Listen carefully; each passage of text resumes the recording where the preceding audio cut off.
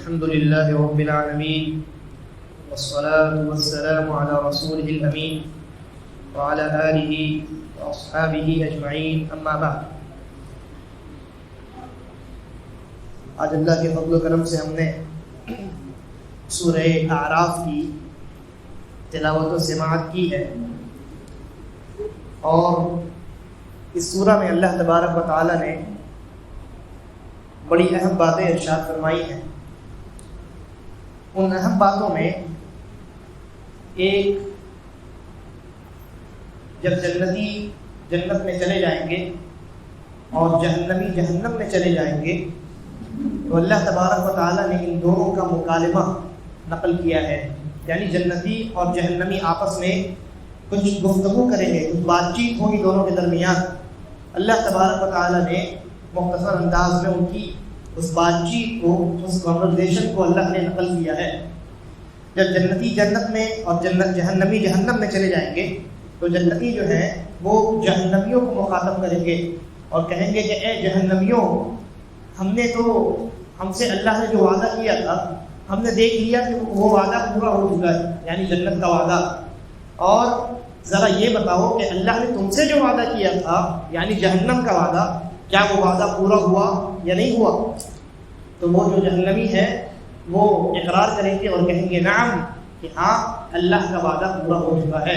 یعنی ہم جہنم کے وعید ہمیں دنیا میں سنائی جاتی تھی اور آج ہم نے اپنی آنکھوں سے اپنا انجام دیکھ لیا. اس کے بعد پھر یہ جو جہنمی ہیں یہ جنتیوں سے کہیں گے ان افیضوا علینا من الماء او مما رزقکم اللہ، کہ تمہارے پاس جو جنت کا پانی ہے یا اللہ نے تمہیں جنت میں جو نعمتیں دی ہیں ان میں سے کچھ تھوڑا سا اگر ممکن ہو تو ذرا ہمیں بھی دے دو. جہنمی کہیں گے جنتیوں سے کہ جنت کا پانی اور کچھ تھوڑا ممکن ہو، جو کچھ اللہ نے تم کو دیا ہے ذرا ہمیں بھی دے دو. تو پتہ ہے جہنمی کیا کہیں گے، جنتی کیا کہیں گے ان اللہ حرمہما علی الکافرین، کہ اللہ تبارک و تعالیٰ نے جنت کے پانی اور جنت کی نعمتوں کو جہنمیوں پر، کافروں پر حرام قرار دیا ہے، کافروں پر حرام قرار دیا ہے. تو یہ مکالمہ اللہ تبارک و تعالیٰ نے قرآن مجید کے اس سورہ میں نقل فرمایا ہے. اسی طریقے پر اللہ رب العالمین نے اس سورہ میں 5 قوموں کا تذکرہ فرمایا ہے. 5 قوم وہ کون سی ہیں؟ سب سے پہلے نوح علیہ السلام کی قوم، پھر قوم سمود، پھر اس کے بعد قوم عاد اور قوم لوط اور قوم شعیب یعنی شعیب علیہ السلام کی قوم. ان 5 قوموں کا اللہ تبارک و تعالیٰ نے تذکرہ کیا ہے. ان 5 قصوں میں ایک چیز کامن ہے، اس سے 5 الگ الگ ہیں لیکن ایک چیز جو ہے نا وہ ان 5 قصوں میں بالکل کامن سی ہے. وہ کیا ہے؟ ان 5 قوموں میں جو نبی آئے، جیسے قوم نوح میں کون آئے؟ نوح علیہ السلام آئے. قوم عاد میں کون آئے؟ صالح علیہ السلام آئے، ہے نا. ہود علیہ السلام آئے. قوم ثمود میں کون آئے؟ صالح علیہ السلام آئے. قوم لوط میں کون آئے؟ لوط علیہ السلام آئے. قوم شعیب میں شعیب علیہ السلام آئے. ان 5 قوموں میں یہ جو 4 الگ الگ انبیاء آئے، ان 4 انبیاء نے ایک ہی بات کہی. قوم 5 الگ الگ، انبیاء 5 الگ الگ، قومیں بھی 5 الگ الگ، لیکن 5 کی بات ایک ہی تھی. وہ کیا تھی؟ اعبدوا اللہ ما لکم من الہ غیرہ، کہ دیکھو میری قوم صرف اللہ کی عبادت کرو، اللہ کے علاوہ تمہارا کوئی معبود حقیقی نہیں ہے. 5 انبیاء نے ایک ہی بات کی ہے، 5 انبیاء نے ایک ہی بات کی ہے. اور اسی دعوت کو، اسی یعنی مسئلے کو، ایک اللہ کی عبادت اور اس کے علاوہ کسی اور کی عبادت سے اجتناب، یعنی توحید. اسی توحید کو ہم کہتے ہیں دین، اسی توحید کو ہم کہتے ہیں دین اور ملت. آپ نے 2 باتیں سنی ہوں گی، ایک ہے دین اور ملت، اور دوسری طرف کیا ہے؟ شریعت. دین و ملت اور شریعت، تو یہ دونوں الگ الگ چیزیں ہیں، یہ دونوں الگ الگ چیزیں ہیں. دین اور ملت سے مراد دعوت توحید ہے، اور شریعت سے مراد قوانین ہے، حلال و حرام کے قوانین، ہے نا، عبادات کا طریقہ وغیرہ وغیرہ. تو شریعت سے مراد یہ دستور ہے اور قانون ہے، جبکہ دین اور توحید، دین اور ملت سے مراد کیا ہے؟ توحید ہے. جتنے انبیاء آئے ان تمام کا دین اور ملت ایک ہی تھا. جتنے انبیاء آئے، یہاں تو صرف 5 قوموں کا تذکرہ ہے نا، پورے قرآن میں تقریباً 25-26 انبیاء کا تذکرہ ہے، اور احادیث کو ملا لیجئے تو اور بھی کئی ایک انبیاء آپ کو ملیں گے. اور کتنے انبیاء آئے اللہ رب العالمین نے ہمیں بتلایا نہیں ہے، ان کی تعداد بہت زیادہ ہے. جتنے انبیاء آئے ان تمام کا دین ایک ہی تھا، شریعت الگ الگ تھی. نبی اکرم صلی اللہ علیہ وسلم نے اسی مسئلے کو اس طریقے سے ارشاد فرمایا، کہا کہ الانبیاء اخوۃ لعلات، کہ جتنے انبیاء ہیں نا وہ سوتیلے بھائیوں کی طرح ہیں. سوتیلے بھائی کس کو کہتے ہیں؟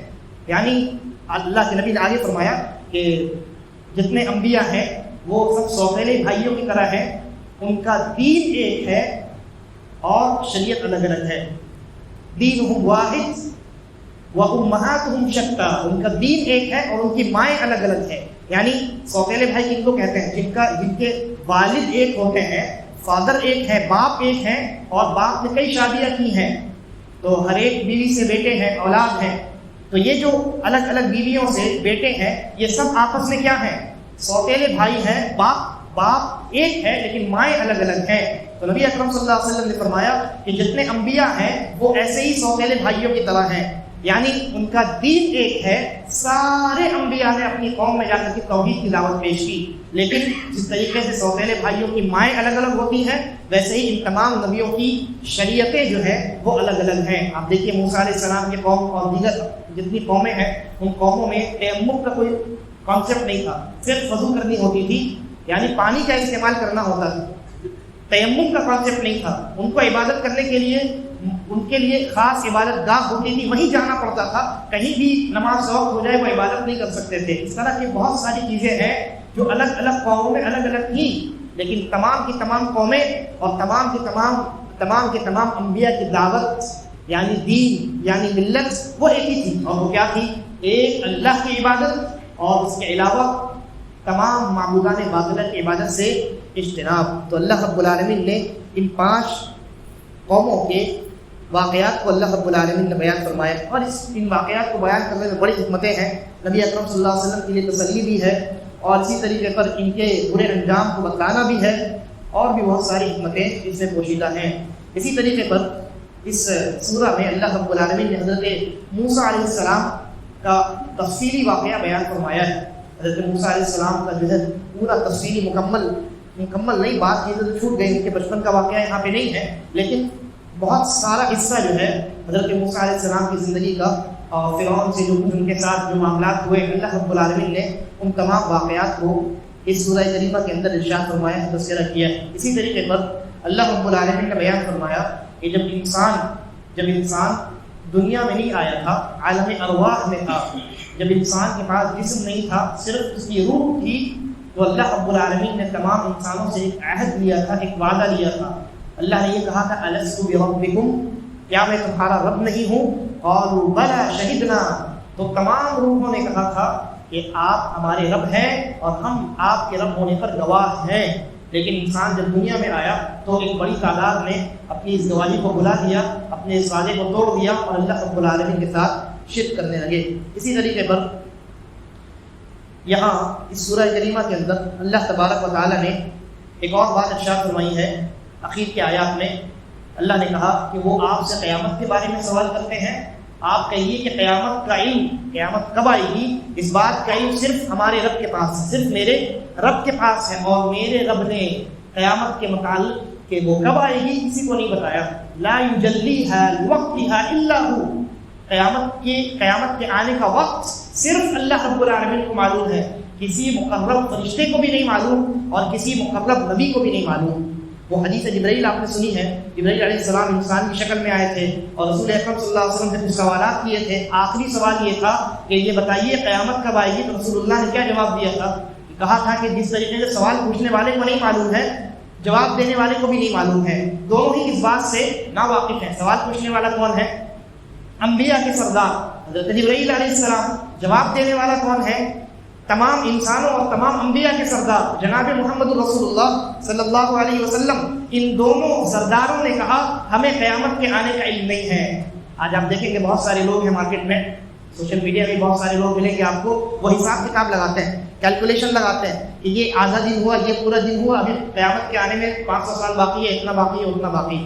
یعنی انبیاء کے سردار کو نہیں پتا قیامت کب آئے گی، رسول اللہ تمام انسانوں اور انبیاء کے سردار کو نہیں پتا، فرشتوں کے سردار کو نہیں پتا، اور ان لوگوں کو کہاں سے پتا ہو گیا؟ تو یہ باطل قسم کی نظریات اور افکار ہیں۔ صحیح بات یہ ہے اور ہمارا یہ عقیدہ ہونا چاہیے قیامت کا وقت صرف اللہ رب العالمین کو معلوم ہے، انسانوں کو تو کیا فرشتوں کو بھی اللہ رب العالمین نے اس کا علم نہیں دیا ہے۔ اللہ تبارک و تعالی ہم تمام کو قرآن مجید میں اور فکر کرنے کی توفیق دے۔